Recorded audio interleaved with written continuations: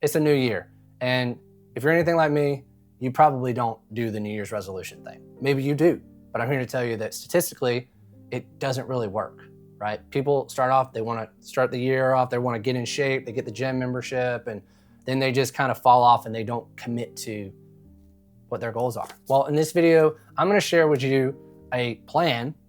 This book right here has all the stuff that you need to get more done in 12 weeks than most people do in an entire year's time. So let's go ahead and jump right into the first thing. The first thing in this book, it says that you need to set a clear vision for where you're trying to go. And your vision needs to be something that's grounded in, it's like a personal vision. So think about something that you really want and take some time to think about this, where you're trying to go, and really visualize where your life is at 15 years from now. What are the things that you have? And you can do this by creating a vision board. Like, how much money do you want to be making? What are the assets that you want to have? And where do you want to be at in your career?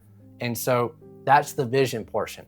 And you want that to be tied to, like, it needs to be something that raises emotion out of you, something you get that actually gets you excited, because that vision is what you're going to lean on in the times whenever you don't feel like doing the thing. If you have a strong vision, you have something that reinforces, you have a why that reinforces what you're doing. So you have a vision, and now what we're going to do is we're going to set a 12-week goal, right? So you are right here, and this is where you want to go. And realistically, what can be done in 12 weeks? Pick a goal. I'll give you an example. For me, I want to post 2 videos a week for the next 12 weeks, because ultimately what I'm trying to do is get this channel monetized. And I might post more than that, but I'm going to set a goal to post 2 videos a week, 2 long form videos a week for the next 12 weeks. Now what we have to do is we want to put that into action steps. Let me just backtrack.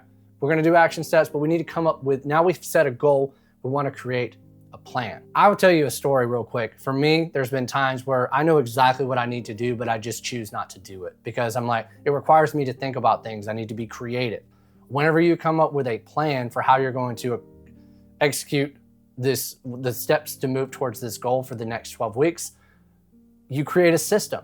And by creating a system, you don't have to, you just show up and you just follow the instructions that you've laid out for yourself. And the book talks about most companies make majority of their money at the end of the year. And it's just there's just so much power in deadlines. And Parkinson's law says this, right? So a task will swell in proportion to the amount of time given to it. So when you're doing your plan, each week is a month because there's 12 weeks. And so you're gonna get more done in 1 week than most people do in a month. So for me, it's just writing out what those deliverables are going to be, what each day is going to consist of for the next 12 weeks. The book talks about you have strategic blocks, you have buffer blocks, and you have breakout blocks. And these are things that you have every single week. And you can break this up across your week however you want to, but a strategic block is 3 hours dedicated to strategic tasks. It's like deep work. They're going to be moving you closer towards that 12-week goal. Breakout blocks are going to be 3 hours of just rest, no work at all, not even kind of a little bit of work. It's just, think about it as unplugging. And your buffer blocks are, what I did is this 30-minute blocks each day to kind of just little tasks that kind of pop up, like emails and things like that. That way you just have 30 minutes a day to just kind of handle those more administrative tasks. And now I get it, you probably have a full-time job and you don't really feel like you have that much time. And ultimately, you know, the thing that I live by is like, you have to make sacrifices for your goal or else your goal will become the sacrifice. And we usually make time. For me, I'll tell you, I just binge watched all of Stranger Things in like 2 nights.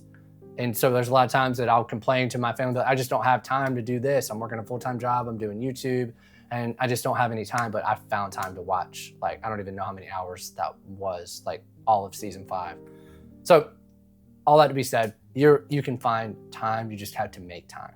Now the next step is process control. So basically you can do this by having like an accountability partner or an accountability group.